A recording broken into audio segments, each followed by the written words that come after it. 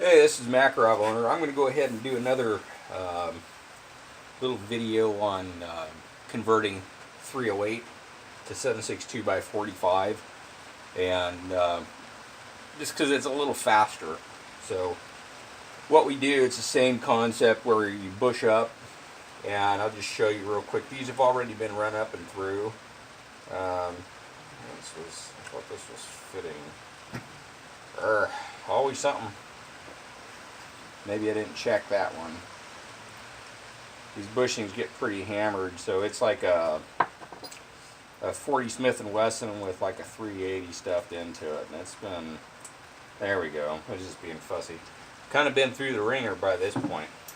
So 308 brass, it's been crushed because it didn't work when I went to hydraulically press the primer out. So it's a wasted shell other than converting it. So that's what I'm going to do. Now, so 303 British die, and what we do is we lube it up, and we run it all the way up into the top of the die, so the bottom is all the way flush, at least as far as it's going to go, and then drive it back out. I have the decapper out of the die. This is a 1/4 inch rod I used to drive it back down. That seems to work just fine. So now what we do is we go over and we size the base. So and honestly, as far as this part right here, I just wanted you to see these have already been run through. So, you know, the hard part's already been done. It didn't take just one pressing in order to get up there. It probably took 5 or 6 because it's pretty tough, even being well lubed. So you have to run it up, drive it back, run it up, drive it back, and you keep on going until you get all the way down to the base of the shell. Okay, so I'm going to pause. We're going to move over to the lathe real quick. Okay, so we're at the shopsmith. I'm going to go ahead and insert this neck first into the 4-jaw chuck on the shopsmith. And then what I have to do is actually take a file and file that base down. We're going to use a digital caliper, and we need to bring this base size down basically right near where you're seeing here. So roughly in this area to the rear of the shell. Sorry about that light behind me, it's actually on the ceiling. But basically from this area to the rear of the shell needs to be 0.44. If you undersize the rim back here, that's problematic, both for your press later and for extracting out of the rifle. And another thing to note, we may have to enlarge the extractor groove. On some of the cases we do, and we'll see on this one. So I'm going to pause for just a moment and grab my caliper. Okay, so base size is, here, I'll get you a reading. It should be about 475 currently, so we need to take off quite a bit. We're actually at 468 on this rim, 460 right near the back of the case.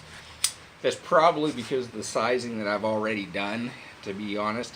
So now what I do is I'm going to turn the lathe on. You'll see I have to kind of reach across with a file like this when you start taking it down.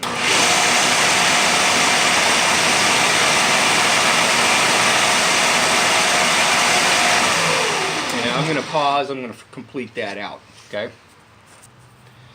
Okay, so I'm at 443. Now my extractor groove still looks pretty good, so I think we're good to go on it. And I'm going to knock this edge off because it's become sharp and square.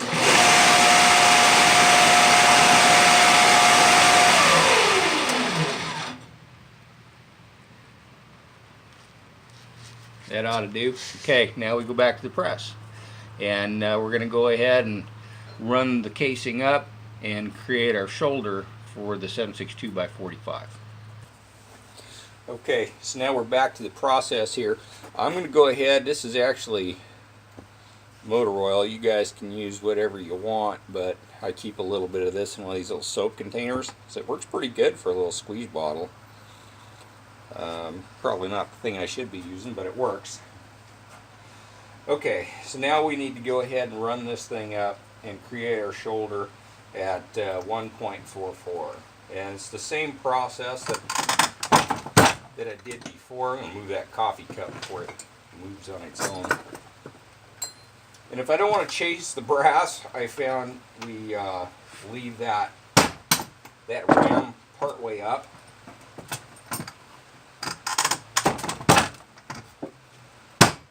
Okay, now I move the body down a little.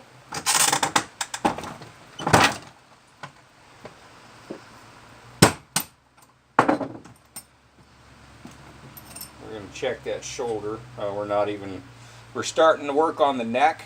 We're not even down to the original shoulder yet. Like I say, there's a few times going through in order to get there. It's just the way it is. If you don't have any patience, you don't want to do this.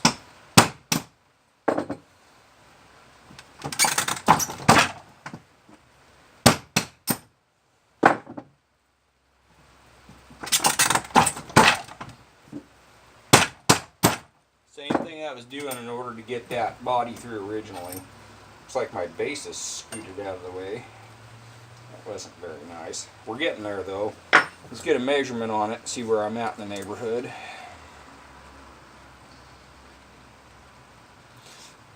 .1464.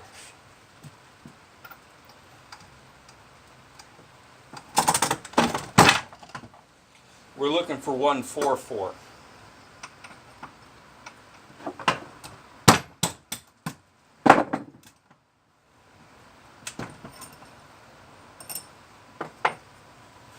You see that neck's changing quite a bit. Still got some ribs in there from where the case was crushed, but isn't that amazing? It's starting to straighten out.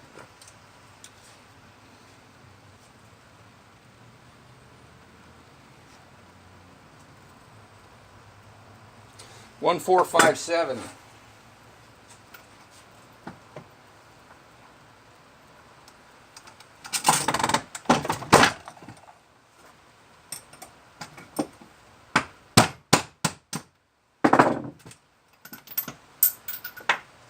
I should probably put my little retaining clip on there.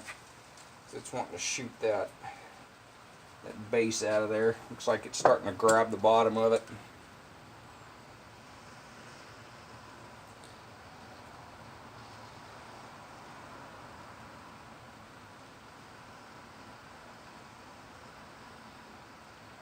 I'm right there. This is the critical part. You don't want to take too much, and too little isn't good either. Too much and you'll have excessive head space, and too little you're not going to fit into the rifle at all. So, you know, that's where we're at. Okay, so at this point we need to do a couple things. Well, more than two. We need to do a rough trim, and then after we do the rough trim, then we'll go ahead and do the final.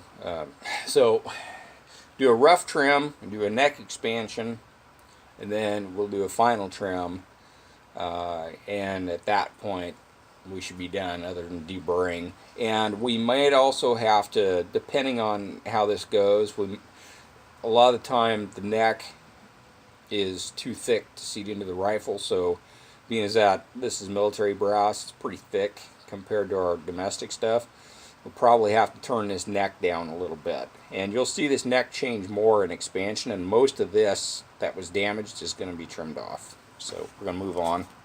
I'm going to go back to the lathe. Okay, so back to the lathe now. I got it chucked up in. I have this little tool for doing adjustment on the neck so that I can set an approximate length. This isn't the final trim usually. Sometimes I do. But in this case, we're going to rough trim. We're going to part it off with a little hacksaw that I have here. So this little guy. So take that off. I will do it.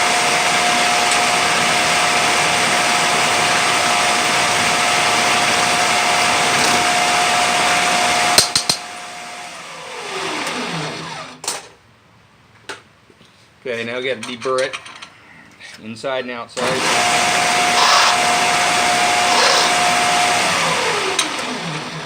Alright, now we need to go over and expand the neck with 762 by 39 dies. Okay, one little thing on 762 by 39 dies. I'm not running it all the way down. It's actually going to be up a little bit because of the difference in case length between 762 by 45 and 762 by 39. And all I'm after is the neck. I'm not trying to full resize. Another thing on my dies, you can see that's my decapper.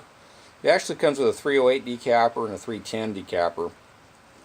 And you can see that pilot that would push the boxer primer off or out, I've trimmed it back and I cut that piece off because I have a lot of Berdan cases, so I don't need that at all.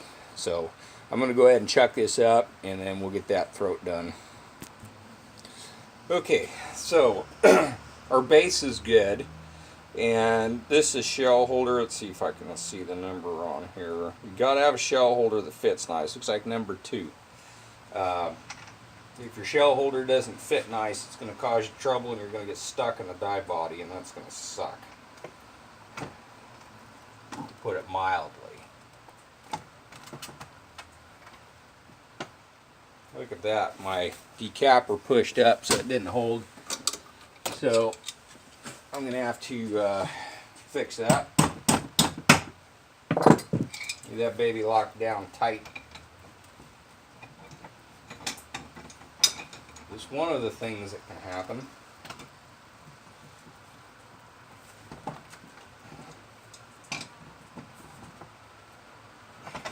That ought to get it.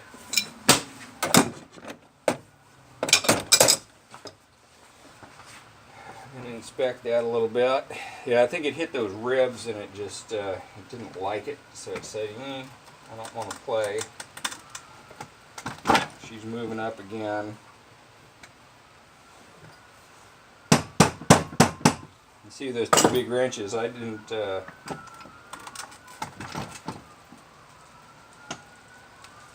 wasn't playing around tightening them down, but I guess I didn't get it tight enough again.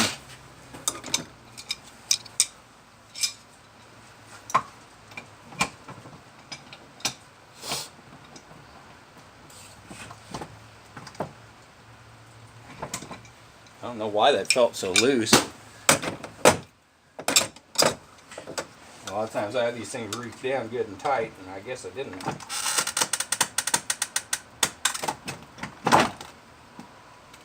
I'm going to put a little bit of oil on that neck, just because a little slickum doesn't hurt at all.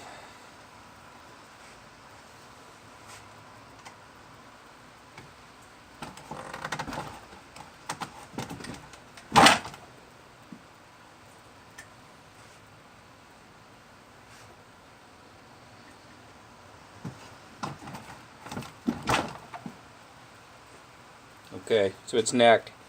You can see there's a little bit of that dark ridge color where the case had been damaged. But I'll tell you, I mean, I can see it visually. See that dark ridge? But it's not dented in anymore. And so anyway, now we're rough necked. I'm going to call it that. So now what we need to do is trim it to size, and that's 1771. Okay, so we're going for 1771. I got readings from 1776 to 182, so we must be a little out of square after doing the press there.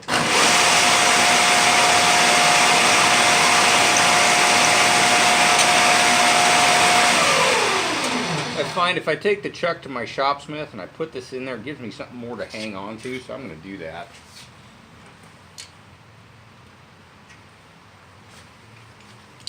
So the quill chuck.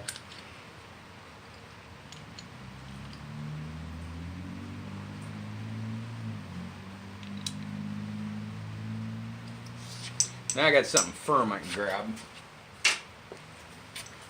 Before I take any more, we're going to go ahead and get a measurement on this guy.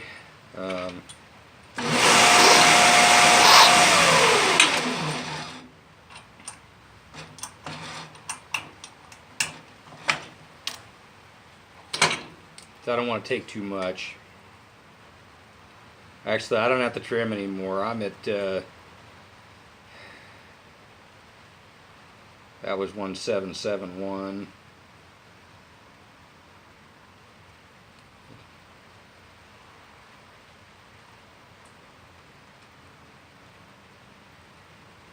Well, depends on where you put it. It's like, shouldn't make any difference, but 1765. Anyway, you know, if we're trimmed down a little bit under, that isn't going to hurt anything. If you're over, however, that's problematic. And so the next thing I'm going to go ahead and do is go ahead and remove a little bit of metal off of this neck. I'm just going to do that with a file. So we'll do that now.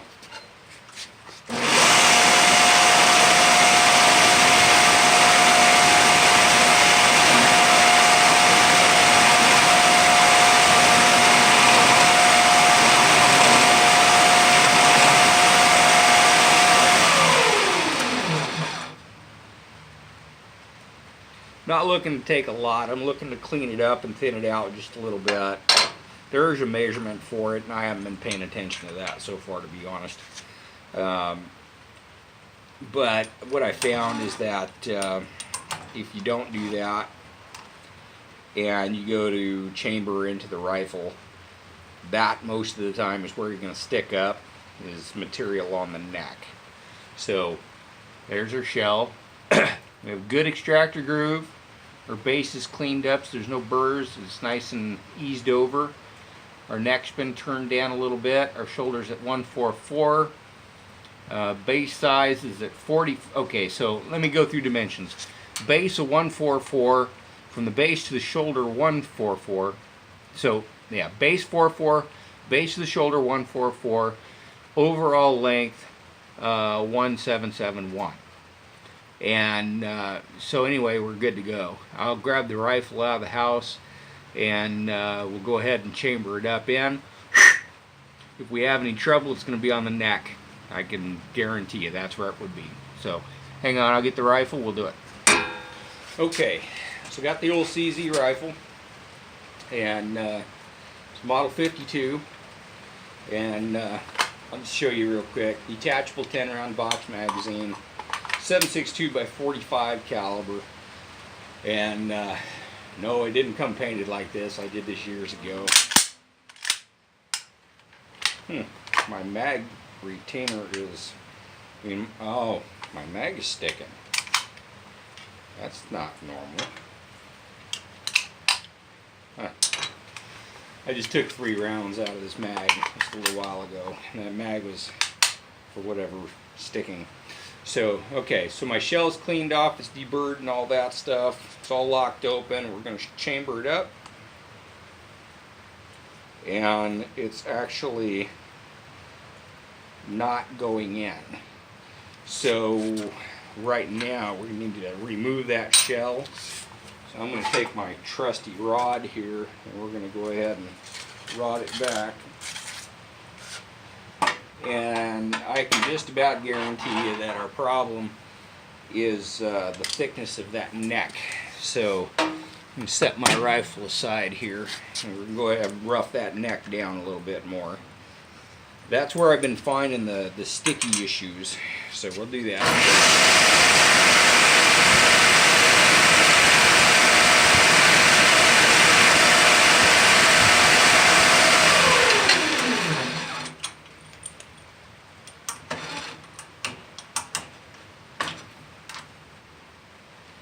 Okay, so she's cleaned up a little bit more. Go back to the rifle here.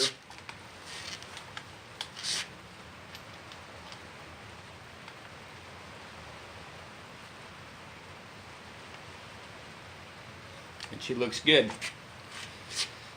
So, I'm going to go ahead and run it forward.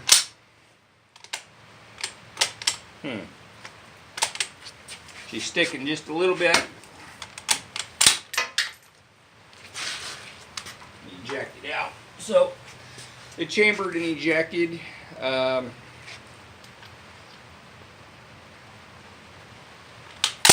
think we're actually going to have to take just a little bit more. Although that seemed to be fine. I'm going to take just a little bit more off it. And honestly, they're going to be a little bit snug until you get a bullet in there and get it crimped, because it's, you know, just neck expanded.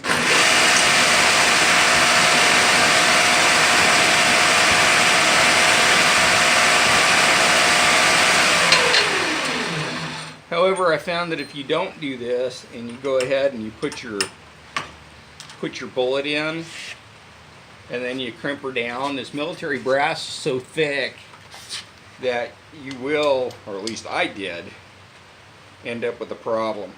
And see, now it's fitting in nice and flush. I don't know how many of you guys have ever messed with these particular rifles, but your extractor groove most of the time is right up near the face of the barrel, okay? And so basically from the inner part of the extractor groove rearward, that's where the rest of the shell is going to be. The rest of the shell body, the majority of the time, is going to be up inside the barrel and chamber. So we're going to slap it. Now we're going to extract it.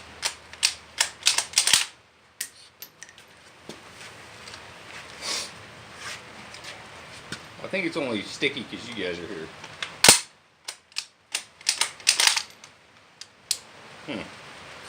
We'll do just a little more.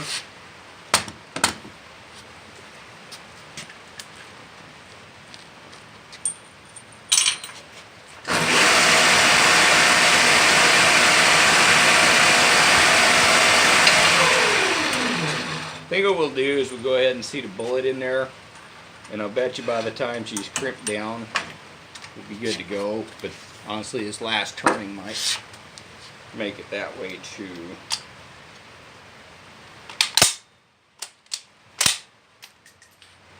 Well, that worked. Okay, so I'm going to go ahead and powder charge it to seat a bullet. So I got a bunch of pull down powder from Argentine that I'm using,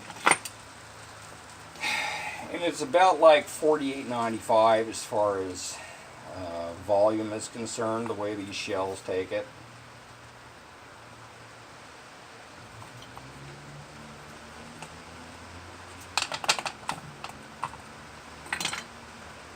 So I'm not going to worry about measuring the powder because I know about where I'm supposed to be on the neck. So now we need to change our die body over, and we're going to go ahead and put in the bullet seater. And we're going to run that bullet down. We should be at, excuse me, I tipped it over, but it's okay. We should be at roughly 236.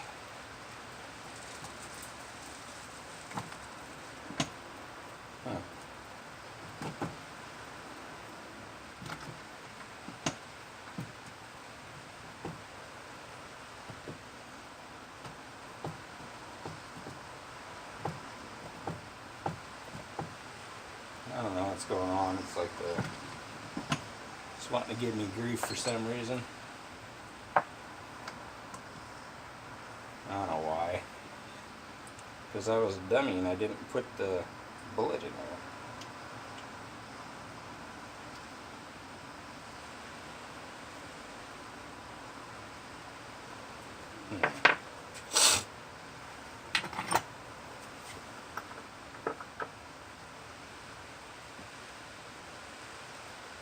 Well, that brass wall is still pretty thick.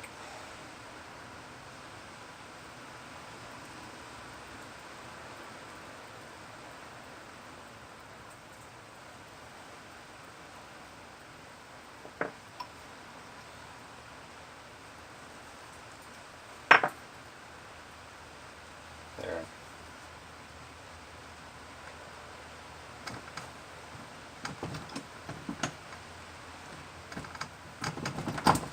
Get my caliper real quick. Okay, so with the caliper, we're going to go ahead and do our measurement. At 242, I'm looking for 236.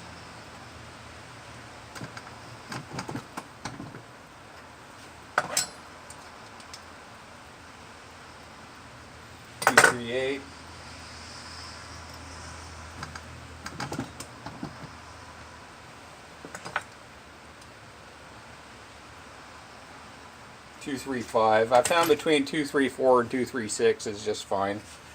So now we're going to go ahead and crimp it down. So I'm going to use a crimper for 762 by 39. We're just going to go ahead and crimp it all the way down full, like we would on the 762 by 39. And this should be the last thing we need to do. Now, on some of these, if for some reason after I do this and it doesn't chamber, I will put it back in the lathe and I will turn that neck down with bolts seated in it. So I've done that on a few, and you know, it seems to work just fine. As far as you guys doing that, do it at your own risk. Do all this at your own risk. This is not on me. If somebody, you know, I'm doing experimental stuff. I'll tell you right now, this is experimental. If you do this, you do it at your own risk. So let's see what's going on. See if we chamber. And we do. And it ejects. So what we needed was the crimping. So in order to get us there, that neck being expanded a little bit just made it a little too fat. So I'll see if I can get this where you can see the chamber and what it should look like.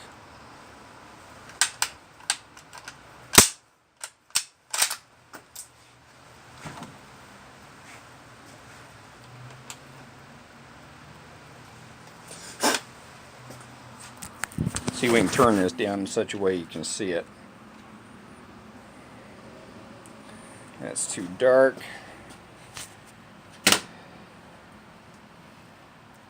Okay, now I know you can see it, but it's a hard view for me. So as I was saying, the face of the barrel, the extractor groove should be pretty much up flush with it. It should stop automatically on the shoulder, but if your shell is protruding out toward the bolt face and exposing more of that forward brass, then your bolt won't close. So anyway, have a good day. Bye.